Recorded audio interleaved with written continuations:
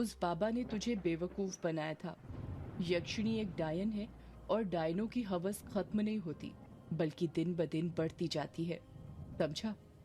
अभिमन्यु भी युग को समझाते हुए कहता है, देख युग, गांव में ना हजारों मुंह लाखों बातें होती हैं, समझा? पर सच उनमें से बस 10 बातें ही होती हैं। यक्षिणी शांत नहीं हुई थी, बल्कि उसे कैद किया गया था ग्रेवयार्ड कोठी में। युग अपना मुंह फाड़ते हुए कहता है, क्या कहा? कैद किया गया था ग्रेवयार्ड कोठी में? कछुआ युग को पूरी बात बताते हुए कहता है, हाँ युग, दादी ने बताया था कि 13 साल पहले तेरे पापा की मौत के बाद गांव वालों ने फैसला किया था कि ग्रेवयार्ड कोठी को बंद कर दिया जाए, क्योंकि सबका यही कहना था कि अंग्रेजों के जमाने से ग्रेवयार्ड कोठी यक्षिणी का दूसरा ठिकाना है। तुझे पता है जब तेरे पापा की मौत हुई थी तो तेरे बड़े पापा का क्या नाम है? यार तेरे बड़े पापा का, युग मुंह बनाते हुए कहता है, दिलीप। युग का चेहरा देखकर ऐसा लग रहा था जैसे उसे उसके बड़े पापा के नाम लेने से भी नफरत थी। कछुआ खुश होते हुए कहता है, हाँ सही कहा, तेरे पापा की मौत के बाद दिलीप अंकल अपने कुछ आदमियों को लेकर ग्रेवयार्ड कोठी गए थे तेरे पापा का शव लेने, पर उन्हें पूरी कोठी में कहीं भी तेरे पापा का शव नहीं मिला था। हाँ, तेरे पापा का जो राइटिंग वाला कमरा था ना, जहाँ पर वो बैठकर कहानी लिखा करते थे, वो पूरा खून से सना हुआ था। हर जगह खून ही खून था। युग गुस्सा करते हुए कहता है, ये सब पता है मुझे, तो ये बता कि तू बताना क्या चाहता है? कछुआ युग को समझाते हुए कहता है, अरे बता रहा हूँ ना, तू गुस्सा क्यों कर रहा है? दिलीप अंकल भी ग्रेवयार्ड कोठी बंद करवाना चाहते थे, पर जब भी वे अपने आदमियों को ग्रेवयार्ड कोठी में भेजते थे ताला लगाने, तो वो ताला नहीं लगा पाते थे, उल्टा अपनी जान से हाथ धो बैठते थे। कछुए की बातें सुनते सुनते युग और अभिमन्यु दोनों के माथे पर पसीना आ गया था। कछुआ अपनी बात को आगे जारी रखते हुए कहता है, तुझे पता है, उन आदमियों के शव का पूरा खून चूसा हुआ होता था, एक बूंद भी नहीं होती थी उनके शव में खून की, और ऊपर से शव पर एक भी खरोच के घाव नहीं, पर उनका दिल गायब होता था। अब तू ही बता, किसी इंसान का काम ये हो सकता था क्या? यक्षिणी ही उन्हें मारा करती थी, जो भी ग्रेवयार्ड कोठी में ताला लगाने जाता था। युग कछुए को घूरते हुए कहता है, फिर क्या हुआ? ग्रेवयार्ड कोठी में ताला कैसे लगाया गया? दादी ने बताया था कि ये जो अपना मेहंदी पथार है ना, वहां पर एक जगह है, जगह का नाम मैं भूल गया, पर उस जगह पर मंदिर, मस्जिद और चर्च तीनों एक ही साथ हैं। वहीं के पंडित, फादर और मौलाना को बुलाया गया था ग्रेवयार्ड कोठी का दरवाजा बंद करने के लिए। फिर क्या हुआ? होना क्या था, उन तीनों ने अपने मंत्रों की शक्ति से ग्रेवयार्ड कोठी में ताला लगा दिया और उसे बंद भी कर दिया। पर कछुआ बोलते बोलते रुक जाता है।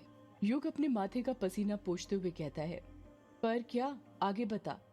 कछुआ लंबी सांस लेते हुए कहता है, उन तीनों को अपनी जान से हाथ गंवाना पड़ा। क्या? पर क्यों? यक्षिणी को ग्रेवयार्ड कोठी में कैद करने के लिए कहते हैं कि किसी आत्मा को किसी जगह पर कैद करने के लिए उसकी पसंदीदा चीज की बलि देनी पड़ती है, और यक्षिणी को मर्द बहुत पसंद थे। इसलिए गांव वालों को यक्षिणी की दहशत से बचाने के लिए उन तीनों धर्म गुरुओं ने ग्रेवयार्ड कोठी में ताला लगाने के बाद अपने हाथों स्वयं की बलि दे दी। युग हैरानी के साथ कहता है, पर यक्षिणी ऐसा कैसे कर सकती है? पापा तो कहते थे कि यक्षिणी बहुत अच्छी औरत थी। कछुआ युग को टोकते हुए कहता है, क्या कहा? यक्षिणी, वो भी अच्छी? तू ही बता, कभी कोई डायन अच्छी हो सकती है क्या? डायन कभी किसी का अच्छा नहीं चाह सकती, समझा? यार, पर पापा ने कहा था कि यक्षिणी बहुत अच्छी थी, पर उसे कोई अभिशाप मिला था जिसके कारण वो डायन बन गई। अभिमन्यु भी युग का साथ देते हुए कहता है, हाँ यार, युग ठीक कह रहा है, मैंने भी किसी किताब में पढ़ा है, ये जो यक्षिणी होती हैं दूसरे लोग से आती हैं, ये अप्सराओं की तरह होती हैं और इन्हें भी देवी की तरह पूजा जाता है, पर पता नहीं ये यक्षिणी बुरी कैसे बन गई। कछुआ चिढ़ते हुए कहता है, यार मुझे ना तुम दोनों की बकवास बातें नहीं सुननी, मैं तो वही कहूंगा जो पूरा गांव कहता है कि यक्षिणी एक बुरी डायन है, समझे? और तुम दोनों मुद्दा चेंज मत करो। मुद्दा ये नहीं है कि यक्षिणी अच्छी है या बुरी, मुद्दा ये है कि तुम दोनों ने ग्रेवयार्ड कोठी का दरवाजा खोलकर ठीक नहीं किया, समझे? अब यक्षिणी आजाद हो गई है और अब वो फिर से नदी पार करने वाले मर्दों के साथ संभोग करके उन्हें अपना शिकार बनाना शुरू कर देगी। युग अपना बचाव करते हुए कहता है, कछुए, तेरी बातों से ऐसा लगता है कि तेरे कहने का सीधा सीधा मतलब ये था कि वो यक्षिणी ग्रेवयार्ड कोठी में कैद थी और ग्रेवयार्ड कोठी का दरवाजा खोलकर हमने उसे आजाद कर दिया है ना? I am right? हाँ। तो एक बात बता, अगर यक्षिणी ग्रेवयार्ड कोठी में कैद थी और हमने उसे आजाद कर दिया, तो कल रात तो मैंने और अभिमन्यु ने उस ग्रेवयार्ड कोठी में ही बिताई थी। हम दोनों सुकून की नींद सोए थे। उस यक्षिणी ने हम दोनों को कुछ क्यों नहीं किया? कछुआ झट से कहता है, जैसे उसके पास इस सवाल का जवाब पहले से ही हो। क्योंकि कल रात अमावस्या या पूर्णिमा नहीं थी युग। यक्षिणी अमावस्या और पूर्णिमा को ही अपना शिकार बनाती है। तो ये बता, बड़े पापा के आदमी जो ग्रेवयार्ड कोठी में ताला लगाने जाते थे और मौत के घाट उतर जाते थे, क्या वो पूर्णिमा और अमावस्या के दिन जाते थे? वो भी तो रैंडम दिन में ही जाते होंगे ना? युग का जवाब सुनकर कछुआ चुप हो जाता है, क्योंकि अब उसके पास कोई जवाब नहीं बचा था। अभिमन्यु युग और कछुए के बीच की बहस को खत्म करते हुए कहता है, यार बस करो तुम दोनों झगड़ना, समझे? यक्षिणी है या नहीं वो 7 दिन बाद आने वाली पूर्णिमा को पता चल जाएगा, समझे तुम दोनों? अभी जिस काम के लिए आए थे वो कर ले पहले। कछुआ हैरानी के साथ कहता है, किस काम के लिए आए थे तुम दोनों? अभिमन्यु हंसते हुए कहता है, ताकि कछुआ उसकी बात मान जाए। यार देख कछुआ, तुझे तो पता ही है अपना ये युग दोस्त कितनी दूर से आया है, वो भी कितने सालों बाद। इसे ना अपनी एक हेल्प चाहिए थी। कछुआ अभिमन्यु को उंगली दिखाते हुए कहता है, यार देख अभिमन्यु, तू ना ये घुमा फिरा कर बात मत कर, जो भी कहना है सीधे सीधे बोल। मैं ना तेरी ये चने के झाड़ पर चढ़ाने की आदत बचपन से जानता हूँ। जरूर तुझे मुझसे कुछ ना कुछ काम होगा, तभी तेरे मुंह से मेरे लिए मीठे बोल फूट रहे हैं। बोल क्या काम है? अभिमन्यु हंसते हुए कहता है, वो क्या है ना कछुआ, अब ये अपना दोस्त युग यहीं पर रहेगा अपने साथ। ये सब कुछ छोड़कर अपने पास आ गया है, पर वो ग्रेवयार्ड कोठी है ना, वहाँ पर धूल जमी है, तो ये चाहता था कि हम वहाँ की सफाई कर दें ताकि ये वहाँ पर अच्छे से रह पाए। कछुआ गुस्सा होते हुए कहता है, तू पागल हो रहा है क्या? अभिमन्यु, तुझे पता है ना वहाँ पर यक्षिणी है, फिर भी तू ऐसी बात कर रहा है। यार कछुआ, हमने कहा ना हम दोनों वहाँ पर रात गुजार कर आए हैं और वहाँ पर कुछ नहीं है, समझा? और देख भूल मत, युग ने बचपन में तुझे टीचर से मार खाने से बचाया था। कछुआ मुंह बनाते हुए कहता है, यक्षिणी के हाथों मरने से अच्छा होता कि ये युग मुझे बचपन में टीचर के हाथों मार खाने देता।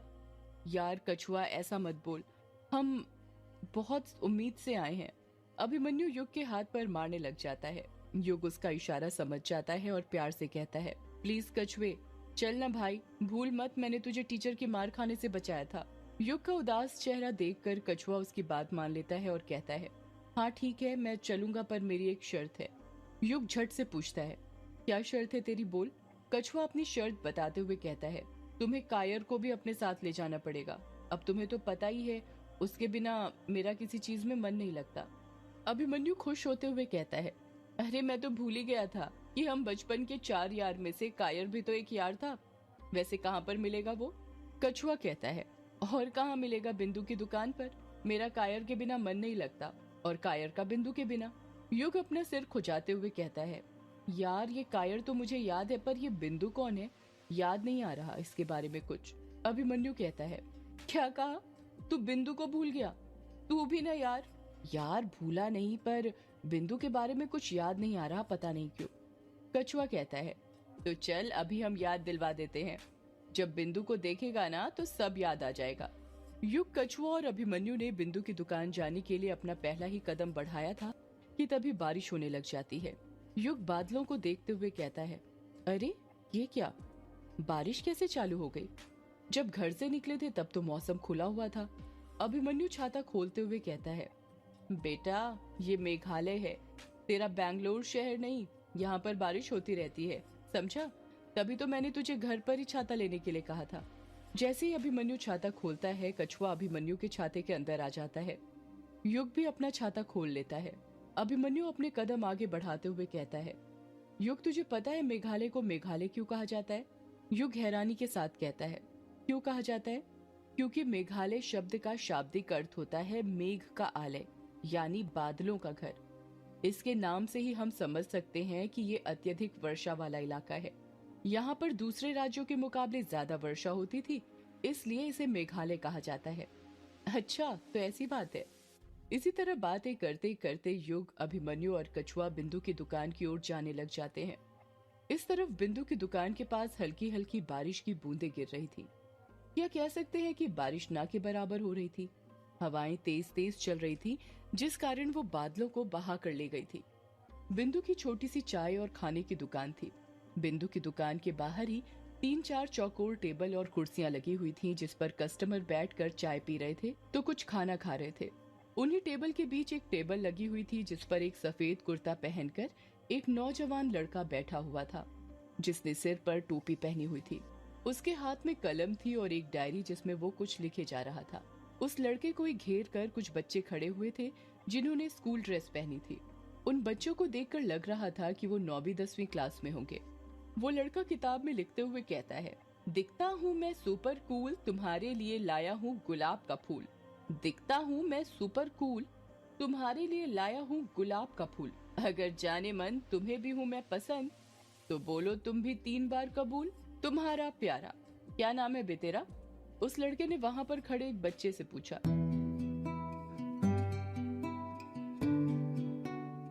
वो बच्चा कहता है, बंटी भैया। वो लड़का किताब पर लिखते हुए कहता है, तुम्हारा प्यारा आशिक बंटी। इतना कहकर वो लड़का पेज फाड़ता है और उसकी चिट्ठी बनाकर उस छोटे बच्चे को दे देता है, और बदले में वो छोटा बच्चा उसे 10 रुपए देते हुए कहता है, अब तो वो पट जाएगी ना? वो लड़का कहता है, पट क्या जाएगी बेटा, सीधे तुम्हारी बाहों में लौट जाएगी, समझे? वहीं पर खड़े बच्चों के बीच में से एक छोटा बच्चा, जिसकी उम्र करीब 10 साल होगी, कहता है, भैया मेरे लिए भी एक प्रेम पत्र लिख दीजिए ना। अरे तेरी इतनी सी जान, फिर भी तू किससे प्यार कर बैठा? भैया प्यार की कोई उम्र थोड़ी होती है। चल ठीक है, बोल क्या नाम है तेरी वाली का? भैया बिंदिया। क्या कहा? बिंदिया? बिंदिया का नाम आते ही वो लड़का बड़बड़ाते हुए कहता है, रात में लगती नहीं है हमको निंदिया, रात में लगती नहीं है हमको निंदिया, जब से हमने तुझको देखा है बिंदिया। उस लड़के ने इतना ही कहा था कि तभी वहां पर चाय का ट्रे लेकर एक लड़की आ जाती है, जिसकी छोटी सी हाइट थी, रेड कुर्ता पहने हुए, गोल सा चेहरा, और उस गोल से चेहरे पर छोटी सी गोल सी लाल बिंदी। वो लड़की उस लड़के को घूरते हुए बंगाली में कहती है, तुम्हें की बोल बे कायर? कायर घबराते हुए कहता है, कुछ नहीं बिंदु, मैं तो बस ये बच्चे के लिए उसकी प्रेमिका के लिए प्रेम पत्र लिख कर दे रहा था, तो उसकी वाली का नाम भी गलती से बिंदिया निकला। उसकी वाली से क्या मतलब है तुम्हारा? तुम्हारे पास प्रेम पत्र लिखने के अलावा कोई काम नहीं है क्या? दिन भर यहीं पर बैठे रहते हो, कोई काम क्यों नहीं करते? काम ही तो कर रहा हूँ बिंदु, तुम्हें नहीं पता कितना बड़ा शायर बनने वाला हूँ मैं। बस एक बार मेरी ये शायरी की किताब पब्लिश हो जाए, फिर देखना तुम और तुम्हारी शायरी दोनों ही घटिया है कायर। बिंदु कायर से झगड़ा कर ही रही थी कि तभी वहां पर युग, कछुआ और अभिमन्यु आ जाते हैं। युग कायर और बिंदु को झगड़ा करते हुए देखता है तो उसे बिंदु याद आ जाती है, और वो कहता है, तुम दोनों अभी तक नहीं बदले, वैसे ही झगड़ते हो जैसे बचपन में झगड़ते थे, है ना? बिंदु हैरानी के साथ युग को देखते हुए कहती है, मुझे ऐसा क्यों लग रहा है जैसे मैंने तुम्हें कहीं देखा है? क्या मैं तुम्हें पहले से जानती हूँ? सदियों से है पुरानी ये है यक्षिणी